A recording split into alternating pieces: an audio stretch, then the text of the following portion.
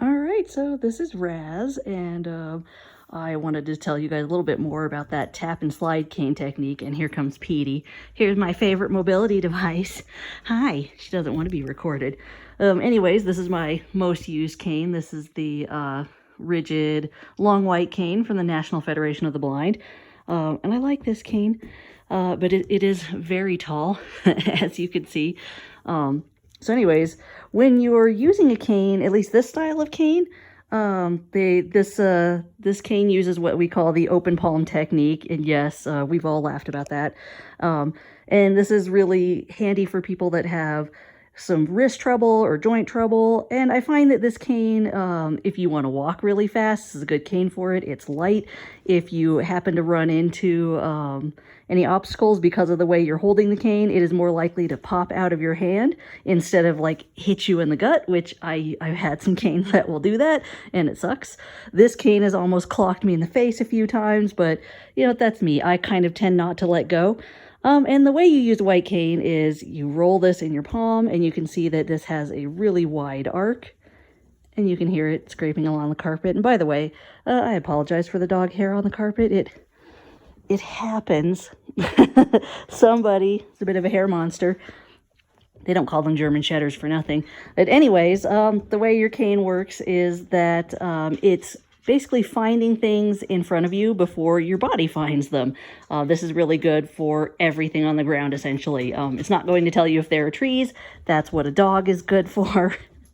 But the tap and slide technique is, not everybody uses it. A lot of people will do just a tap as they go. And when you're walking with your cane, what you do is as you step forward, your cane goes in front of the foot that is in the back.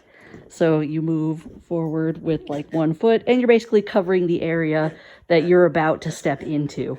And with these longer canes, you can find things a little bit faster. Really, Pete? So anyways, somebody insists on playing with toys while I'm trying to talk to you guys about mobility devices. Anyways, a lot of different people use different cane techniques. A lot of people will just do a simple tap. Watch out, doggo. I'm going to cane you. You don't lick that. You don't know where it's been. Nobody does. So a lot of people do a single tap as they go forward, and a single tap. And usually, like, you want to raise your cane a little off the ground. Not a lot, just to help it move a little bit more. But some people do slide it back and forth, and they make special cane tips for that. That's usually a roller tip that rolls back and forth. Those are heavier tips. But I tend to do a sort of the in-between between the tap and the constant contact slide, and that is the tap slide. So what I do when I'm walking is I tap and I slide it a little bit forward on the ground. I tap, I slide it forward, and you can hear, it's like you can hear that difference. There's this cane on the floor. There it is on the carpet.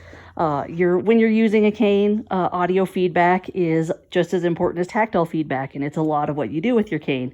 So with the tap and slide technique, it gives someone like me who does have trouble paying attention to my surroundings just a little bit more of a warning. I get a little bit more tactile feedback through the handle. You can usually feel when you change onto a different texture. Like, I can tell this is smooth, this is less smooth. You can tell that just by the way it feels and by the auditory. Really, Pete?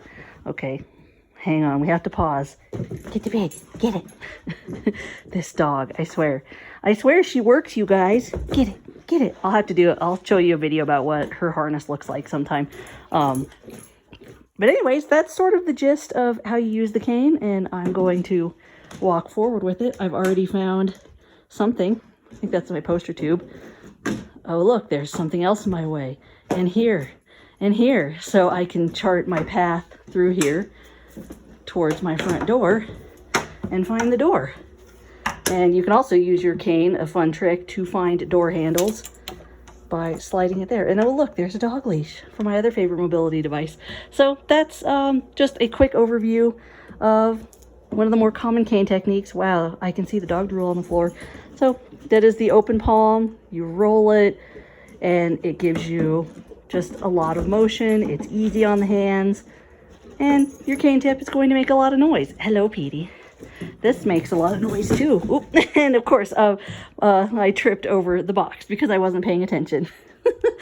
That's why we use this bigger cane technique. Hi, you're a pest. Anyways, thank you guys for watching, and I hope that made sense. If there's anything you want me to clarify, just let me know and I will do so.